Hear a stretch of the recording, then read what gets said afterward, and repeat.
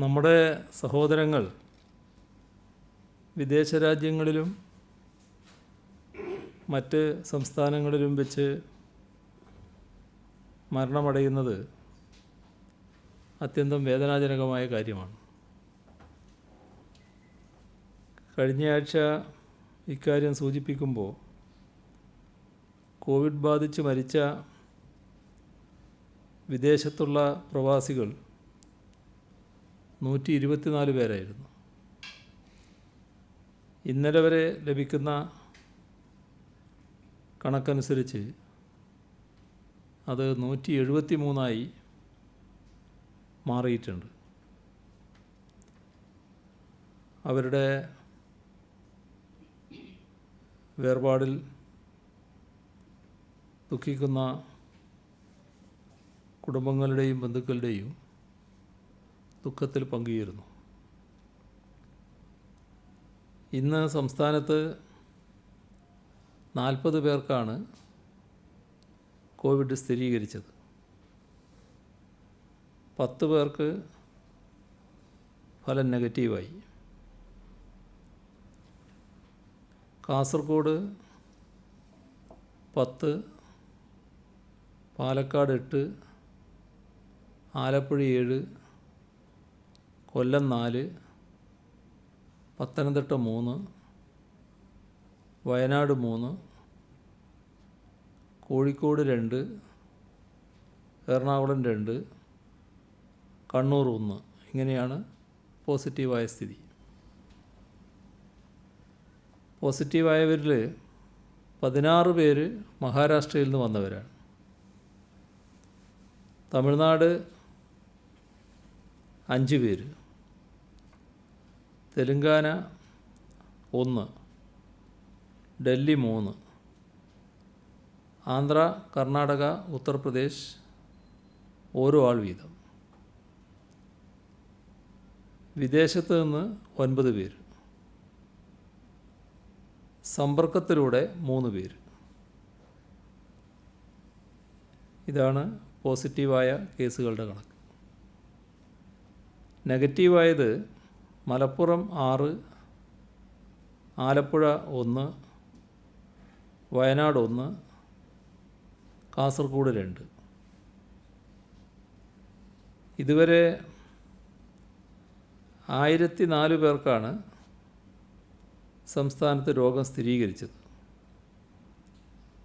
അതിൽ 445 പേർ ഇപ്പോൾ ചികിത്സയിലാണ്. 1,07,832 പേരാണ് ഇപ്പോൾ നിരീക്ഷണത്തിലുള്ളത്. വീട് അല്ലെങ്കിൽ ഇൻസ്റ്റിറ്റ്യൂഷണൽ ക്വാറൻറ്റൈൻ അതിൽ 1,06,940 പേരുണ്ട്. 892 പേര് ആശുപത്രികളിലാണ്. ഇന്ന് 229 പേരെയാണ് ആശുപത്രിയിൽ പ്രവേശിപ്പിച്ചത്. 58,866 സാമ്പിളുകളാണ് പരിശോധനയ്ക്ക് അയച്ചത്. 56,558 എണ്ണം രോഗബാധയില്ല എന്ന് ഉറപ്പാക്കിയിട്ടുണ്ട്. സെൻറ്റിനൽ സർവൈലൻസിൻ്റെ ഭാഗമായി ഇതുവരെ മുൻഗണനാ വിഭാഗത്തിൽപ്പെട്ട 9,095 സാമ്പിളുകൾ ശേഖരിച്ചു. അതിൽ 8,541 നെഗറ്റീവാണ്. ആകെ 81 ഹോട്ട്സ്പോട്ടുകളാണ് സംസ്ഥാനത്ത് ഇപ്പോൾ ഉള്ളത്. ഇന്ന് പുതുതായി 13 ഹോട്ട്സ്പോട്ട്, പാലക്കാട് 10, തിരുവനന്തപുരം 3. വിദേശ രാജ്യങ്ങളിൽ നിന്നും ഇതര സംസ്ഥാനങ്ങളിൽ നിന്നും പ്രവാസികൾ ധാരാളമായി വരാൻ തുടങ്ങിയതോടെ നമ്മുടെ രോഗപ്രതിരോധ പ്രവർത്തനം പുതിയ ഘട്ടത്തിലേക്ക് കടന്നിരിക്കുകയാണ്. കേരളത്തിലെ കോവിഡ് രോഗികളുടെ എണ്ണം വർദ്ധിച്ചു വരുന്നു. ആശങ്കയുളവാക്കുന്ന ഈ സാഹചര്യത്തിൽ സർക്കാർ സ്വീകരിക്കുന്ന നടപടികൾ വിശദീകരിക്കുന്നതിനും വിവിധ കക്ഷികളുടെ അഭിപ്രായം ആരായുന്നതിനും ഇന്ന് എല്ലാ രാഷ്ട്രീയ കക്ഷികളുടെയും നേതാക്കളുമായി വീഡിയോ കോൺഫറൻസിലൂടെ ചർച്ച നടത്തുകയുണ്ടായി. ഇന്നത്തെ സാഹചര്യം നേരിടുന്നതിന് സർക്കാരും തദ്ദേശഭരണ സ്ഥാപനങ്ങളും ജനങ്ങളാകെയും ഒന്നിച്ചു നീങ്ങണമെന്ന അഭിപ്രായമാണ് യോഗത്തിലുണ്ടായത്. രോഗവ്യാപനം തടയുന്നതിന് ഇതേവരെ സർക്കാർ സ്വീകരിച്ച നടപടികളിൽ എല്ലാ കക്ഷി നേതാക്കളും മതിപ്പ് പ്രകടിപ്പിച്ചു. തുടർന്ന് സർക്കാർ സ്വീകരിക്കുന്ന നടപടികൾക്ക് കക്ഷി നേതാക്കൾ പിന്തുണ അറിയിക്കുകയും ചെയ്തു. പ്രതിപക്ഷ നേതാവ് രമേശ് ചെന്നിത്തലയും രാഷ്ട്രീയ പാർട്ടികളുടെ പ്രതിനിധികളും യോഗത്തിൽ പങ്കെടുത്തു. നല്ല ഒട്ടേറെ നിർദ്ദേശങ്ങൾ നേതാക്കൾ മുന്നോട്ട് വച്ചു. അവയെല്ലാം സർക്കാർ ഗൗരവത്തോടെ പരിശോധിക്കും. നാം നിതാന്ത ജാഗ്രത പുലർത്തിയില്ലെങ്കിൽ അപകട സാധ്യതയുണ്ട് എന്ന സർക്കാരിൻ്റെ നിലപാടിനോട് എല്ലാവരും യോജിച്ചു. പുറത്തുനിന്നും നമ്മുടെ സഹോദരങ്ങൾ വന്നുകൊണ്ടിരിക്കുന്ന സാഹചര്യത്തിൽ ഇവിടെയുള്ളവരുടെ ജാഗ്രത പ്രധാനമാണ്. ജനങ്ങളാകെ ഈ പോരാട്ടത്തിൽ സ്വയം പടയാളികളായി മാറണം. നിരീക്ഷണത്തിലുള്ളവർ നിബന്ധനകളും മാർഗനിർദ്ദേശങ്ങളും പാലിക്കുന്നില്ലെങ്കിൽ ഉടനെ ആരോഗ്യപ്രവർത്തകരെ അറിയിക്കാൻ ചുറ്റുപാടുള്ള നാട്ടുകാർ തയ്യാറാവണം. നിരീക്ഷണം പാലിക്കാത്തവരെ ഉപദേശിക്കാനുള്ള ചുമതലയും ജനങ്ങൾ ഏറ്റെടുക്കണം. പ്രവാസികളുടെ കാര്യത്തിൽ വിദേശത്തു നിന്നായാലും ഇതര സംസ്ഥാനങ്ങളിൽ നിന്നായാലും വരാനാഗ്രഹിക്കുന്ന എല്ലാവരെയും സ്വീകരിക്കുക എന്നതാണ് സർക്കാരിൻ്റെ നയം. ഇക്കാര്യം തുടക്കം മുതലേ ആവർത്തിച്ച് വ്യക്തമാക്കിയതാണ്. ഒരു ക്രമീകരണവുമില്ലാതെ ആളുകൾ ഒന്നിച്ചു വന്നാൽ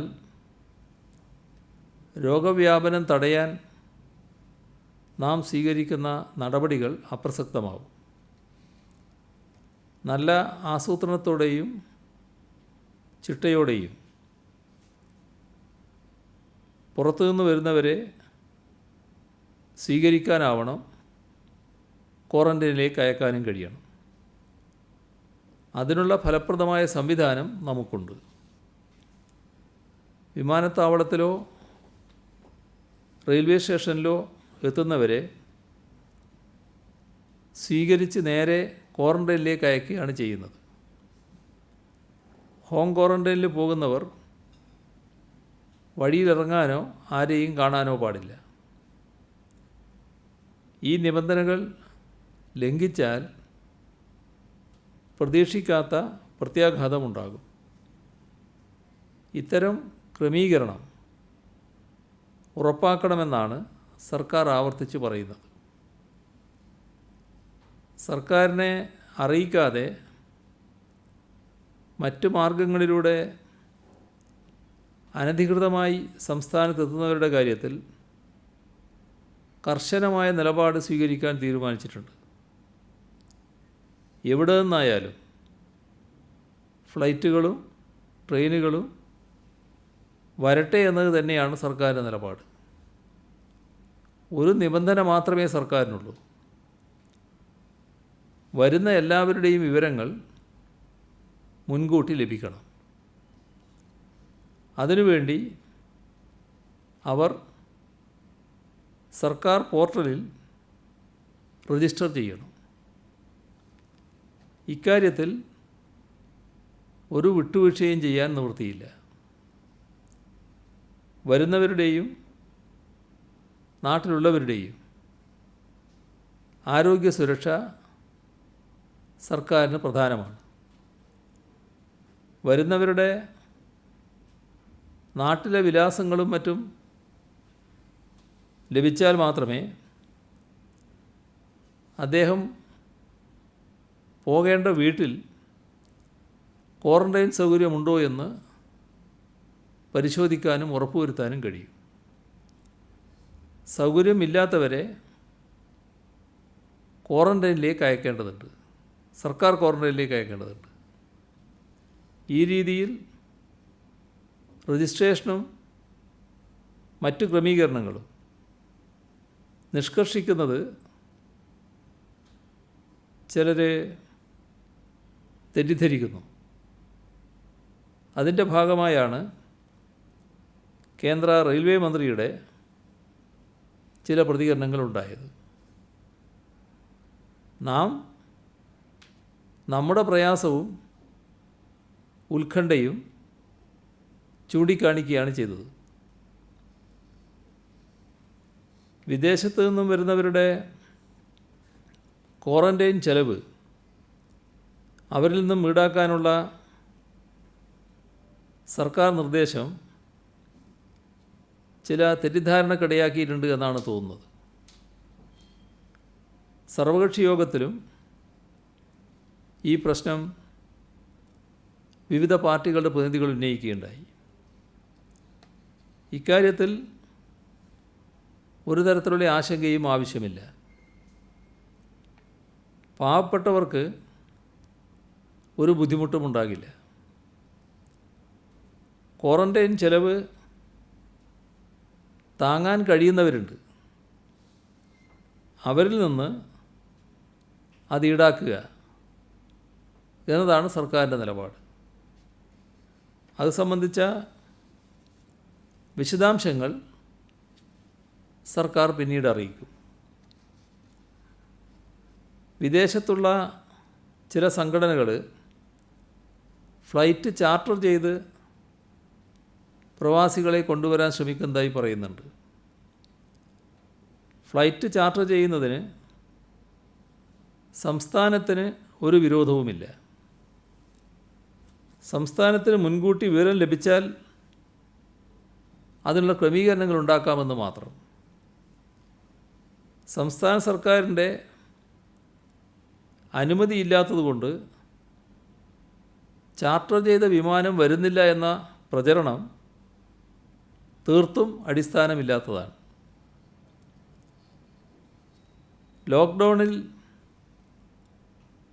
ഇളവുകൾ വന്ന സാഹചര്യത്തിൽ ആരാധനാലയങ്ങൾ തുറക്കണമെന്ന ആവശ്യം ഇന്നത്തെ സർവകക്ഷി യോഗത്തിലും ഉയരുകയുണ്ടായി.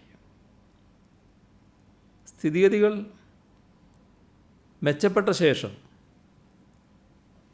അക്കാര്യം പരിഗണിക്കാമെന്നാണ് സംസ്ഥാനത്തിൻ്റെ നിലപാട്. രാജ്യവ്യാപകമായി ലോക്ക്ഡൗണിൻ്റെ ഭാഗമായി കേന്ദ്ര സർക്കാർ ഇപ്പോൾ സ്വീകരിച്ച നിലപാടും ഇതുതന്നെയാണ്. ആരാധനാലയമാകുമ്പോൾ വിശ്വാസികളുടെ എണ്ണം നിയന്ത്രിക്കൽ പ്രയാസമാകും. രോഗവ്യാപനം തടയാനുള്ള പ്രവർത്തനങ്ങൾക്ക് അതെല്ലാം തടസ്സമാകും. സ്രവ പരിശോധനയുടെ എണ്ണം കൂട്ടണമെന്ന നിർദ്ദേശം ഇന്നത്തെ സർവകക്ഷി യോഗത്തിൽ ഉയർന്നു. ഇക്കാര്യത്തിൽ സർക്കാർ നേരത്തെ തന്നെ തീരുമാനമെടുത്തിട്ടുണ്ട്. ആദ്യഘട്ടത്തിൽ ആവശ്യത്തിന് ടെസ്റ്റ് കിറ്റ് കിട്ടിയിരുന്നില്ല. ഇപ്പോൾ ആ പ്രശ്നമില്ല. അതുകൊണ്ട് തന്നെ നേരത്തെ തീരുമാനിച്ചിട്ടുണ്ട്, ഇനിയുള്ള ദിവസങ്ങളിൽ 3000 വീതം ടെസ്റ്റ് നടത്താൻ ആവശ്യമായ തയ്യാറെടുപ്പ് നടത്താൻ വേണ്ടി. ഇപ്പോൾ ഞായറാഴ്ച ദിവസം സംസ്ഥാനത്ത് സമ്പൂർണ്ണ ലോക്ക്ഡൗണാണ്. കാലവർഷം തുടങ്ങാനിരിക്കുകയാണ്. കോവിഡിന് പുറമെ നമ്മുടെ മുന്നിലുള്ള ഏറ്റവും പ്രധാനപ്പെട്ട പ്രശ്നം മഴക്കാല രോഗങ്ങൾ തടയുക എന്നതാണ്. അതിലേറ്റവും പ്രധാനം ശുചീകരണത്തിനാണ്. ഇപ്പോൾ വരുന്ന ഞായറാഴ്ച സംസ്ഥാനത്താകെ ശുചീകരണ ദിനമായി ആചരിക്കണമെന്ന അഭിപ്രായം സർവകക്ഷി യോഗത്തിൽ ഉയരുകയുണ്ടായി. അത് ഗൗരവമായൊരു നിർദ്ദേശമായതുകൊണ്ട് തന്നെ സർവകക്ഷി യോഗം ആ നിർദ്ദേശം അംഗീകരിച്ചിരിക്കുകയാണ്. മുഴുവൻ ആളുകളും വീടും പരിസരവും ആ ദിവസം ശുചീകരിക്കുന്നതിൽ വ്യാപൃതരാവണം. രോഗങ്ങൾ പടരാനുള്ള എല്ലാ സാഹചര്യങ്ങളും ഒഴിവാക്കുന്ന തരത്തിലാകും ഈ ശുചീകരണ പ്രവർത്തനം. ഇതിനെല്ലാവരുടെയും സഹകരണം ഉണ്ടാകണമെന്ന് സർവകക്ഷി യോഗ തീരുമാനത്തിൻ്റെ ഭാഗമായിട്ട് കൂടി ബഹുജനങ്ങളോട് അഭ്യർത്ഥിക്കുകയാണ്. പൊതുസ്ഥലങ്ങൾ ശുചീകരിക്കാനുള്ള പ്രവർത്തനം നമ്മുടെ തദ്ദേശഭരണ സ്ഥാപനങ്ങൾ ഏറ്റെടുക്കേണ്ടതുമാണ്. ജനങ്ങൾ ഒന്നിച്ചു നിന്നാൽ ഇപ്പോഴത്തെ പ്രതിസന്ധി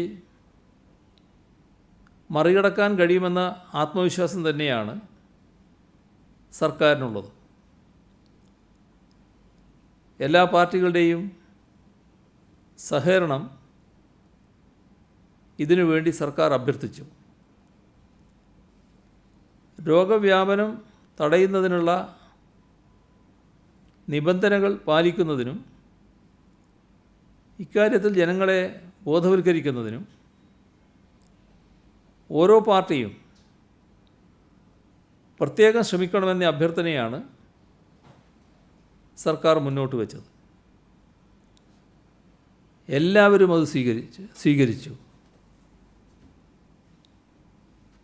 അതിൽ സർക്കാരിന് വലിയ സന്തോഷമുണ്ട്.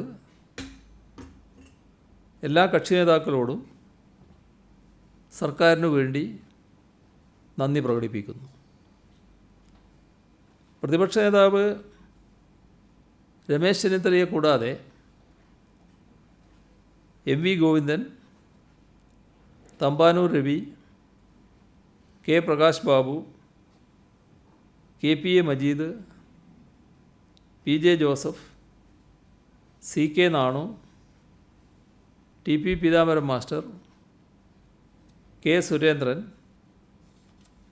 Uzhamalakkal Venugopal, Kovoor Kunjumon, Anoop Jacob, P C George, V Surendran Pillai, A Azeez എന്നിവരാണ് യോഗത്തിൽ സംസാരിച്ചത്. ലോക്ക്ഡൗൺ നിയന്ത്രണങ്ങൾ പാലിക്കാത്തവർക്ക് നേരെ പോലീസ് ശക്തമായ നടപടിയാണ് എടുക്കുന്നത്. മാസ്ക് ധരിക്കാത്ത 3261 സംഭവങ്ങൾ സംസ്ഥാനത്ത് റിപ്പോർട്ട് ചെയ്തിട്ടുണ്ട്. ക്വാറന്റൈൻ ലംഘിച്ച 38 പേർക്കെതിരെ ഇന്ന് കേസ് രജിസ്റ്റർ ചെയ്തു. ഈ മാസം 4 മുതൽ 25 വരെ സംസ്ഥാനത്ത് ഹോം ക്വാറന്റൈനിൽ കഴിഞ്ഞത് 78,894 പേരാണ്. നമ്മുടെ നാട്ടിലെ സാഹചര്യം മെച്ചപ്പെട്ട ഹോം ക്വാറന്റൈൻ സാധ്യമാകുന്നതാണ്. ഇത്രയും പേര് ഹോം ക്വാറന്റൈനിൽ കഴിഞ്ഞപ്പോൾ 468 പേരാണ് ക്വാറന്റൈൻ നിർദ്ദേശങ്ങൾ ലംഘിച്ചതായി ഈ ദിവസങ്ങളിൽ കണ്ടെത്തിയത്. ഇവയിൽ 453 കേസ് രജിസ്റ്റർ ചെയ്തു. ഉദ്യോഗസ്ഥരുടെ ചെക്കിങ്ങിനിടെയാണ് 145 കേസുകൾ കണ്ടെത്തിയത്. 48 കേസുകൾ അയൽവാസികൾ നൽകിയ വിവരത്തിൻ്റെ അടിസ്ഥാനത്തിലാണ്. മൊബൈൽ ആപ്ലിക്കേഷൻ പോലുള്ള സാങ്കേതിക വിദ്യയുടെ സഹായത്താൽ 260 ക്വാറന്റൈൻ ലംഘനങ്ങൾ കണ്ടെത്തി.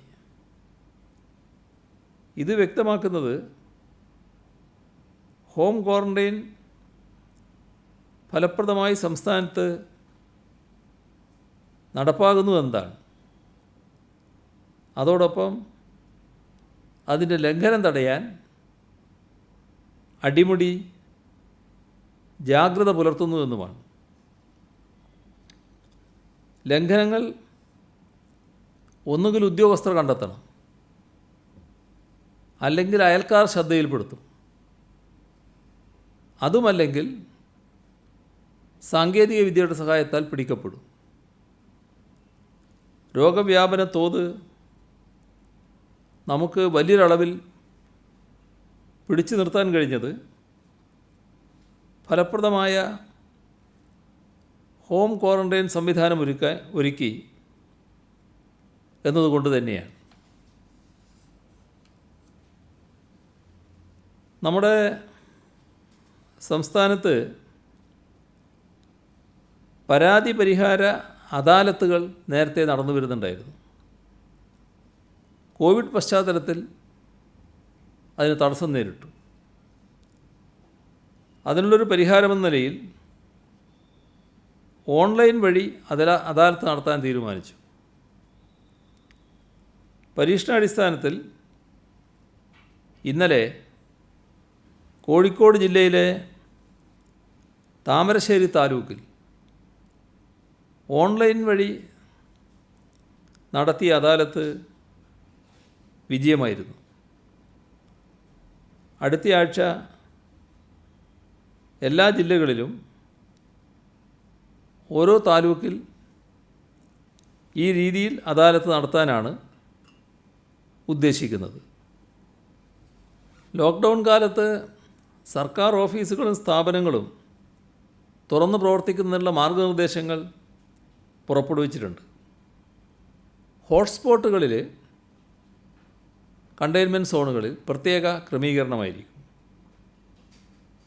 കോവിഡ് നിർവ്യാപന പ്രതിരോധ പ്രവർത്തനങ്ങളുമായി ബന്ധപ്പെട്ട എല്ലാ ഓഫീസുകളും സ്ഥാപനങ്ങളും പൂർണ്ണമായി തുറക്കും. ഹോട്ട്സ്പോട്ട് ഒഴികെയുള്ള പ്രദേശങ്ങളിലെ മറ്റ് സർക്കാർ ഓഫീസുകളിൽ 50% ഉദ്യോഗസ്ഥർ ഹാജരാകണം. വേറെ ജില്ലകളിൽ അകപ്പെട്ടുപോയ ജീവനക്കാർക്ക് ജോലി സ്ഥലത്തേക്ക് മടങ്ങാനുള്ള ബസ് സൗകര്യം കലക്ടർമാർ ഒരുക്കും. മടങ്ങാൻ കഴിയാത്തവർ അതത് കലക്ടർമാർ മുൻപാകെ റിപ്പോർട്ട് ചെയ്യണം. ആ ജില്ലയിൽ തന്നെ തുടരുകയും വേണം.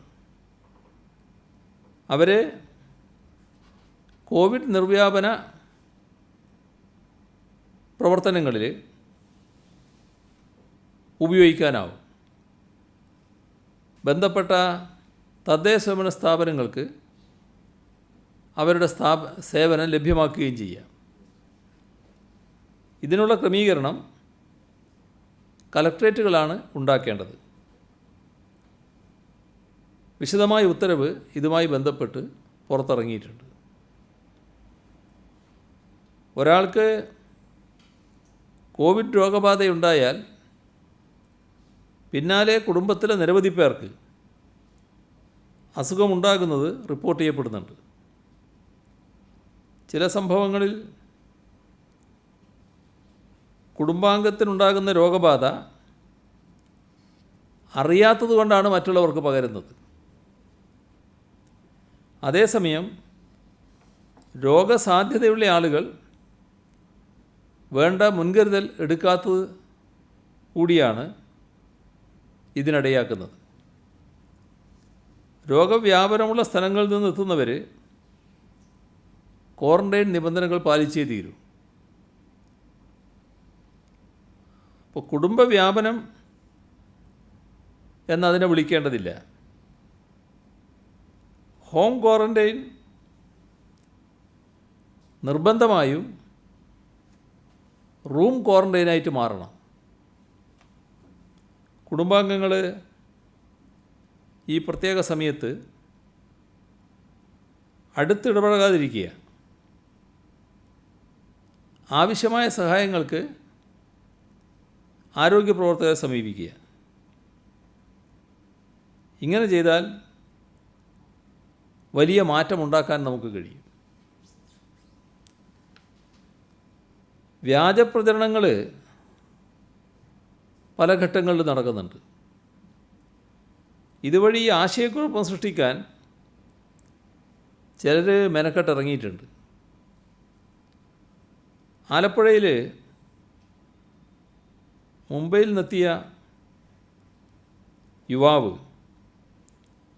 Covid care സെൻ്ററിലായിരുന്നു. ഇദ്ദേഹം നിരവധി ഇടങ്ങളിൽ സഞ്ചരിച്ചു എന്ന രീതിയിൽ ഫോട്ടോ അടക്കം സമൂഹ മാധ്യമങ്ങളിൽ വ്യാജപ്രചരണം നടത്തി. വീട്ടിലേക്ക് ഭീഷണി ഫോൺ കോളുകൾ എത്തുന്നു. കടയിൽ നിന്ന് സാധനങ്ങൾ നൽകുന്നില്ല. സമീപവാസികൾ ഒറ്റപ്പെടുത്തുന്നു. ഇങ്ങനെ ഒട്ടേറെ പരാതിയാണ് അതുമായി ബന്ധപ്പെട്ട് ഉയർന്നത്.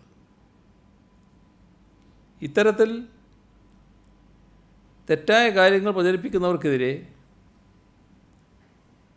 നടപടികൾ അനിവാര്യമാണ്. ആ നടപടികൾ തുടരുന്നുമുണ്ട്. നമ്മുടെ സന്നദ്ധ പ്രവർത്തകരെ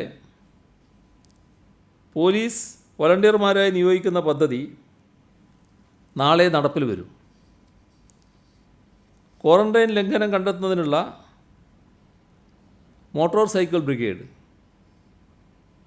ജനമൈത്രി പോലീസിനോടൊപ്പം കണ്ടെയ്ൻമെൻറ്റ് മേഖലയിലെ ക്ഷേമപ്രവർത്തനങ്ങൾ, ഇവയ്ക്ക് പോലീസ് വോളണ്ടിയർമാരെ നിയോഗിക്കും. പോലീസിൻ്റെ കാര്യക്ഷമത വർദ്ധിപ്പിക്കാനും അധിക ജോലിഭാരം മൂലം ഇപ്പോഴുള്ള ബുദ്ധിമുട്ട് കുറക്കാനും ഈ നടപടികളിലൂടെ കഴിയും. ആരോഗ്യ പ്രവർത്തകർക്ക് രോഗബാധ ഉണ്ടാകാതിരിക്കാൻ വ്യത്യസ്ത നടപടികൾ സ്വീകരിക്കുന്നുണ്ട്. ഫീൽഡ് ജോലിക്ക് പോകുന്ന പോലീസ് ഉദ്യോഗസ്ഥർ PPE കിറ്റ് ധരിക്കുന്നുവെന്ന നിർദ്ദേശം ഉറപ്പാക്കണം. PPE കിറ്റ് ലഭ്യമാക്കുന്നതിന് സ്പോൺസർമാരുടെ സേവനവും തേടണം. മദ്യവിൽപ്പനശാലകൾ തുറക്കുന്ന പശ്ചാത്തലത്തിൽ അവയ്ക്ക് മുന്നിൽ പ്രത്യേക പോലീസ് സംവിധാനം ഒരുക്കും. മദ്യവിൽപ്പനശാലകൾ തുറക്കുന്നതുമായി ബന്ധപ്പെട്ട് യാതൊരു തരത്തിലുള്ള ക്രമസമാധാന പ്രശ്നങ്ങൾ ഉണ്ടാകരുത് എന്ന നിർദ്ദേശം നൽകിയിട്ടുണ്ട്.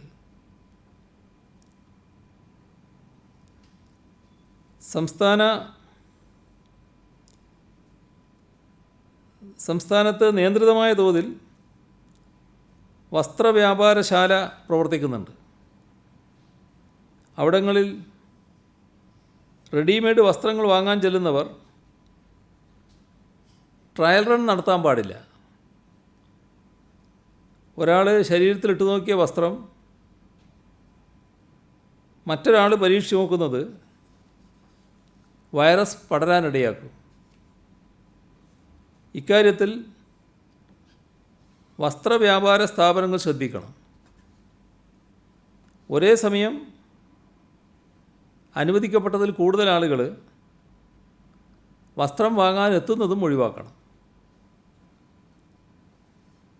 മെയ് 31 സർക്കാർ സർവീസിലെ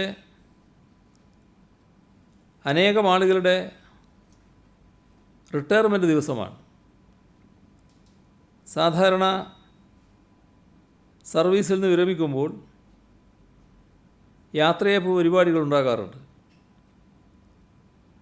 ഇതേ സാഹചര്യം കഴിഞ്ഞ മാർച്ച് 31 വന്നിരുന്നു. ആളുകൾ കൂടുന്ന പരിപാടിയും പാർട്ടികളും പാടില്ല. വൈകാരികമായ മുഹൂർത്തമാണെങ്കിലും നിലവിലുള്ള സാഹചര്യത്തിൻ്റെ ഗൗരവം പരിഗണിച്ച് യാത്രയയപ്പ് പരിപാടികൾ പരിമിതപ്പെടുത്തണമെന്ന് അഭ്യർത്ഥിക്കുകയാണ്. ഹയർ സെക്കൻഡറി SLC പരീക്ഷകൾ വലിയ പ്രശ്നങ്ങളൊന്നുമില്ലാതെ തുടരുകയാണ്. പരീക്ഷകൾ അവസാനിക്കുന്ന ദിവസം അത് ആഘോഷിക്കുന്ന പതിവ് വിദ്യാർത്ഥികൾക്കുണ്ട്. അത്തരം ആഘോഷങ്ങളും ഈ ഘട്ടത്തിൽ പാടില്ല. സുരക്ഷാ മാനദണ്ഡങ്ങൾ കർശനമായി പാലിച്ച് പരീക്ഷയ്ക്ക് ശേഷം വിദ്യാർത്ഥികൾ വീട്ടിലേക്ക് പോവുകയാണ് വേണ്ടത്.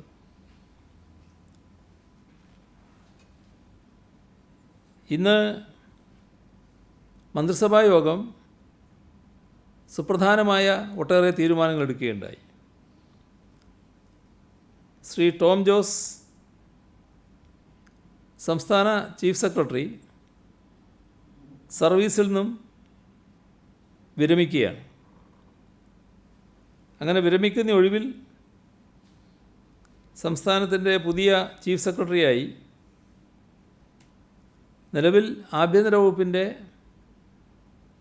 അഡീഷണൽ ചീഫ് സെക്രട്ടറിയായി ചുമതല നിർവഹിക്കുന്ന വിശ്വാസ് മേത്തയെ നിയമിക്കാൻ തീരുമാനിച്ചു. ശ്രീ ടോം ജോസ്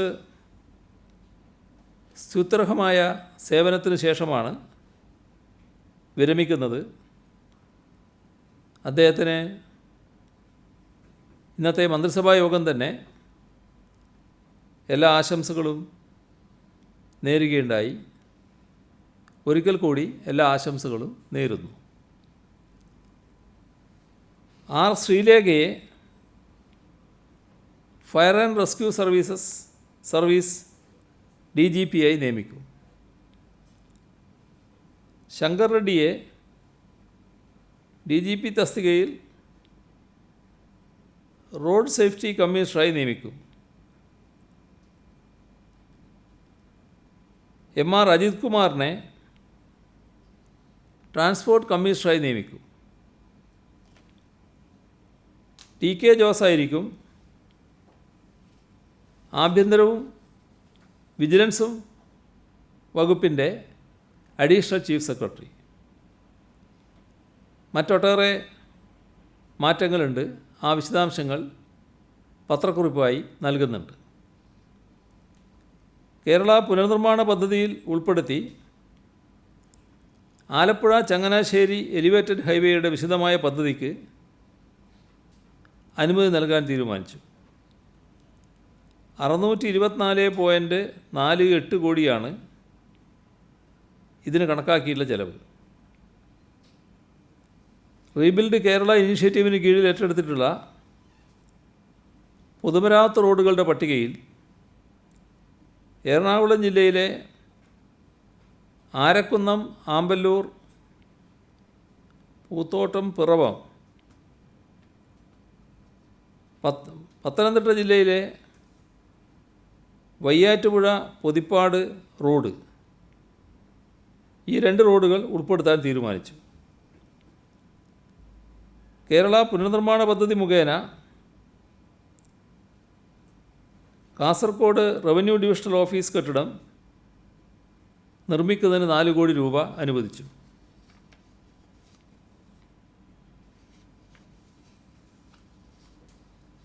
ഇന്നലെ എം പിമാരും എം എൽ എമാരുമായി നടത്തിയ വീഡിയോ കോൺഫറൻസിൽ കേരളീയനായ കേന്ദ്ര സഹമന്ത്രി എന്ന നിലയിൽ ശ്രീ വി മുരളീധരനെ ക്ഷണിച്ചിരുന്നു. കോൺഫറൻസിൽ പങ്കെടുക്കുന്നതിനുള്ള ലിങ്ക് അദ്ദേഹത്തിൻ്റെ പ്രൈവറ്റ് സെക്രട്ടറിക്ക് നൽകുകയും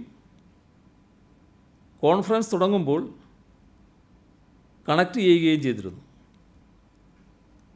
മുഴുവൻ സമയവും പങ്കെടുക്കാൻ കഴിയില്ല എന്നും ഇടയ്ക്ക് പോകുമെന്നും അദ്ദേഹത്തിൻ്റെ ഓഫീസിൽ നിന്ന് അറിയിപ്പും ലഭിച്ചിരുന്നു. കോൺഫറൻസിൽ അദ്ദേഹത്തിൻ്റെ ഓഫീസുമായി കണക്ട് ചെയ്തത് ദൃശ്യവുമായിരുന്നു.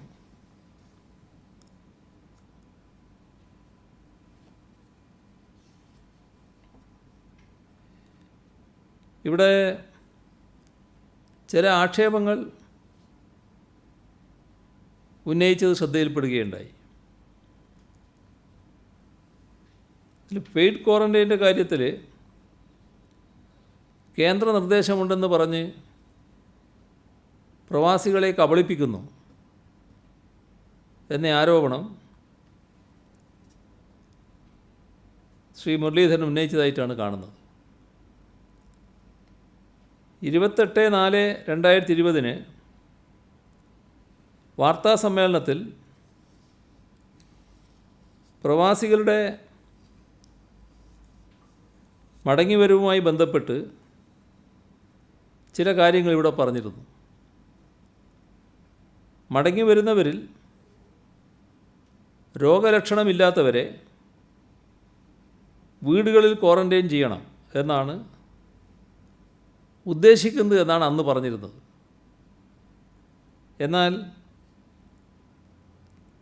4/5/2020 നിങ്ങളെ കാണുമ്പോൾ മറ്റൊരു തരത്തിൽ കാര്യങ്ങൾ മാറി. പ്രത്യേക വിമാനങ്ങളിൽ തിരിച്ചെത്തിക്കുന്നവരെ കൃത്യമായ പരിശോധന ഇല്ലാതെ നാട്ടിലെത്തിക്കുന്നു എന്ന പ്രശ്നം ഉയർന്നു വന്നു. പരിശോധന വേണമെന്ന കാര്യം പ്രധാനമന്ത്രിയോട് ആവശ്യപ്പെടുകയും ചെയ്തു. നേരത്തെ ഉണ്ടായിരുന്ന തീരുമാനത്തിൽ നിന്ന് സംസ്ഥാനത്തിന് മാറ്റം വരുത്തേണ്ടി വന്നു. അന്ന് ഞാൻ പറഞ്ഞത് ഇങ്ങനെയായിരുന്നു: നിലവിൽ പ്രഖ്യാപിച്ച രീതിയിൽ വിമാനങ്ങൾ വന്നാൽ നേരത്തെ പറഞ്ഞതുപോലെ ആരെയും നേരെ വീടുകളിലേക്ക് അയക്കാൻ കഴിയില്ല. ചുരുങ്ങിയത് 7 ദിവസം ക്വാറൻറ്റൈൻ വേണ്ടി വരും. അന്ന് പലരും ആക്ഷേപിച്ച് കേട്ടത് പരിശോധനയില്ലാതെയാണ് ആളുകൾ എത്തുന്നത് എന്നത് ആര് നൽകിയ വിവരമാണ് എന്നൊക്കെയാണ്. വിമാനം വന്നതിൻ്റെ പിറ്റേ ദിവസം വിമാനത്തിലെത്തിയ ആൾക്ക് തന്നെ കോവിഡ് സ്ഥിരീകരിക്കുന്ന സാഹചര്യമുണ്ടായി. വന്നവരെ കുറ്റപ്പെടുത്താനാവില്ല. ഉത്തരവാദപ്പെട്ട സ്ഥാനത്തിരുന്ന് തെറ്റായ കാര്യങ്ങൾ പറയുന്നവർ ഇപ്പോഴും അത് തുടരുന്നു എന്നേയുള്ളൂ. കേന്ദ്രം അയച്ച സർക്കുലറുകളും വിദേശത്ത് നിന്ന് മടങ്ങുന്നവരിൽ നിന്ന് ഒപ്പിട്ട് വാങ്ങുന്ന അണ്ടർടേക്കിങ്ങും എന്താണ് എന്ന് ഇവർ വായിച്ച് നോക്കിയാൽ മതി. വീഡിയോ കോൺഫറൻസുമായി ബന്ധപ്പെട്ട് ചില കാര്യങ്ങൾ അദ്ദേഹം പറഞ്ഞുവെന്നാണ് മനസ്സിലാക്കുന്നത്. കേരളത്തിലെ ഹോം ക്വാറൻറ്റൈൻ പരാജയമായിരുന്നോ വിജയമായിരുന്നോ എന്ന് ഇവിടെയുള്ളവർക്കെല്ലാം അറിയാം. അക്കാര്യത്തിൽ നല്ല ബോധ്യവുമുണ്ട്. നാം വിദേശത്ത് നിന്നെത്തിയവർക്ക് 7 ദിവസത്തെ ഇൻസ്റ്റിറ്റ്യൂഷണൽ ക്വാറൻറ്റൈനും 7 ദിവസത്തെ ഹോം ക്വാറൻറ്റൈനുമാണ് നിശ്ചയിച്ചിരുന്നത്. അത് അന്ന് പറ്റില്ല എന്ന നിലപാടായിരുന്നു പലരും സ്വീകരിച്ചത്. നിങ്ങൾ തന്നെ ആ നിലപാടിൻ്റെ വ്യത്യാസം സംബന്ധിച്ച് ചർച്ച നടത്തുന്നത് കണ്ടിരുന്നു. ഇപ്പോൾ അതേ നിലപാട് കേന്ദ്രം കൈക്കൊണ്ടില്ലേ? ഹോം ക്വാറൻറ്റൈൻ റൂം ക്വാറൻറ്റൈനാക്കി മാറ്റുക എന്താണ് സംസ്ഥാനം ഉദ്ദേശിക്കുന്നത്. കൂടുതൽ ഫലപ്രദമായി അത് നടപ്പിലാക്കാനുള്ള ശ്രമങ്ങൾ സർക്കാർ നടത്തുകയും ചെയ്യുന്നുണ്ട്. ഇത്രയും വിവരങ്ങളാണ് ഇന്ന് നിങ്ങളുമായി പങ്കുവെക്കാനുള്ളത്.